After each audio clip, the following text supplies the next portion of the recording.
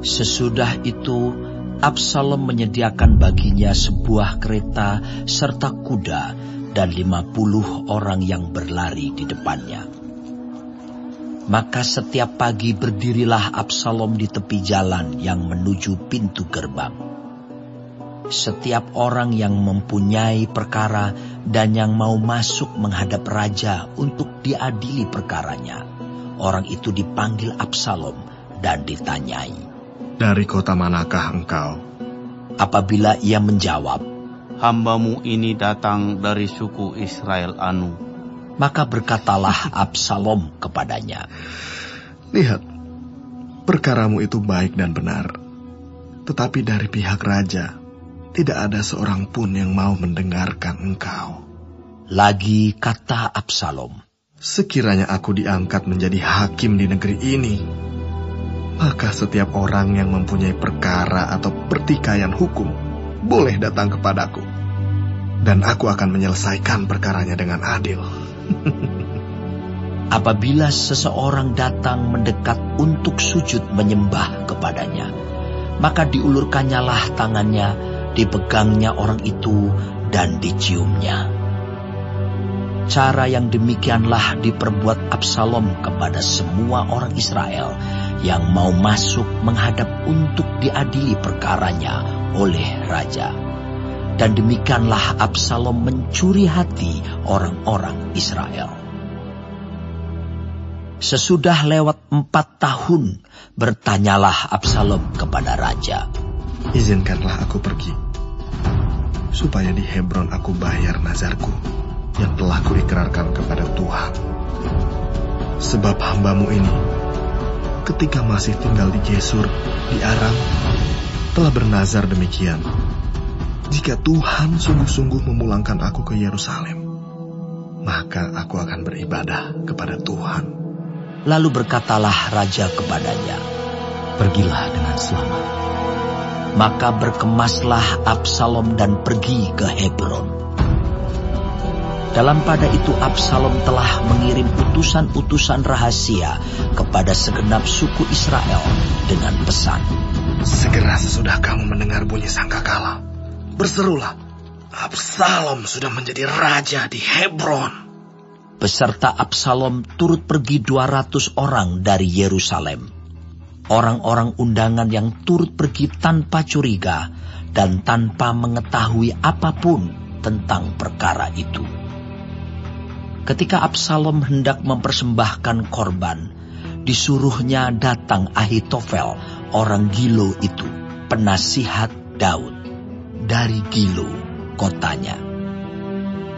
Demikianlah persepakatan gelap itu menjadi kuat, dan makin banyaklah rakyat yang memihak Absalom. Lalu datanglah seseorang mengabarkan kepada Daud, katanya, "Hati orang Israel telah condong kepada Absalom." Kemudian berbicaralah Daud kepada semua pegawainya yang ada bersama-sama dengan dia di Yerusalem. "Bersiaplah, marilah kita melarikan diri, sebab jangan-jangan kita tidak akan luput daripada Absalom. Pergilah dengan segera, supaya ia jangan dapat lekas menyusul kita dan mendatangkan celaka atas kita dan memukul kota ini dengan mata pedang." Para pegawai raja berkata kepada raja, "Terserah kepada tuanku raja, hamba-hambamu ini siap." Lalu keluarlah raja dan seisi rumahnya mengiringi dia. 10 orang gundik ditinggalkan raja untuk menunggui istana. Maka keluarlah raja dan seluruh orang-orangnya mengiringi dia.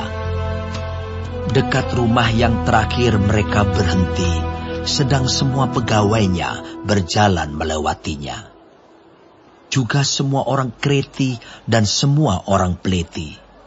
Juga semua orang Gad, 600 orang banyaknya, yang mengiringi dia sejak dari Gad, berjalan melewati raja. Lalu bertanyalah raja kepada Itai, orang Gad itu, "Mengapa pula engkau berjalan beserta kami? Pulanglah dan tinggallah bersama-sama raja, sebab engkau orang asing. Lagi pula, engkau orang buangan dari tempat asalmu. Baru kemarin engkau datang. Masakan pada hari ini aku akan membawa engkau mengembara bersama-sama kami. Padahal aku harus pergi entah kemana. Pulanglah, dan bawalah juga saudara-saudaramu pulang. Mudah-mudahan Tuhan menunjukkan kasih dan setia kepadamu. Tetapi Itai menjawab raja, Demi Tuhan yang hidup, dan demi hidup Tuanku Raja, di mana Tuanku Raja ada, baik hidup atau mati, di situ hambamu juga ada. Lalu berkatalah Daud kepada Itai, Jika demikian, berjalanlah lewat. Kemudian lewatlah Itai orang Gad itu, bersama-sama dengan semua orangnya, dan semua anak yang menyertai dia. Seluruh negeri menangis dengan suara keras ketika seluruh rakyat berjalan lewat. Raja menyeberangi sungai Kidron dan seluruh rakyat berjalan ke arah padang gurun. Dan lihat, juga Zadok ada di sana beserta semua orang Lewi, pengangkat tabut perjanjian Allah. Mereka meletakkan tabut Allah itu, juga Abiatar ikut datang. Sampai seluruh rakyat dari kota selesai menyeberang. Lalu berkatalah raja kepada Zadok, Bawalah tabut Allah itu kembali ke kota. Jika aku mendapat kasih karunia di mata Tuhan, maka Ia akan mengizinkan aku kembali, sehingga aku akan melihatnya lagi, juga tempat kediamannya. Tetapi jika Ia berfirman begini, Aku tidak berkenan kepadamu, maka aku bersedia. Biarlah dilakukannya kepadaku apa yang baik di matanya. Lagi berkatalah raja kepada Zadok imam itu, Jadi engkau dan Abiatar, pulanglah ke kota dengan selamat, beserta anakmu masing-masing, yakni Ahimaas anakmu, dan Yonatan anak Abiatar. Ketahuilah, aku akan menanti di dekat tempat-tempat penyeberangan ke padang gurun, sampai ada kabar dari kamu untuk memberitahu aku. Lalu Zadok dan Abiatar membawa tabut Allah itu kembali ke Yerusalem, dan tinggallah mereka di sana. Daud mendaki bukit Zaitun sambil menangis. Kepalanya berselubung dan ia berjalan dengan tidak berkasut. Juga seluruh rakyat yang bersama-sama dengan dia masing-masing berselubung kepalanya, dan mereka mendaki sambil menangis. Ketika kepada Daud dikabarkan demikian, Ahitofel ada di antara orang-orang yang bersepakat dengan Absalom. maka berkatalah Daud, Gagalkanlah kiranya nasihat Ahitofel itu, ya Tuhan. ketika Daud sampai ke puncak, ke tempat orang sujud menyembah kepada Allah, maka datanglah Husai, orang Arki, mendapatkan dia dengan jubah yang terkoyak dan dengan tanah di atas kepala. Berkatalah Daud kepadanya, Jika engkau turut dengan aku, maka engkau menjadi beban kepadaku nanti.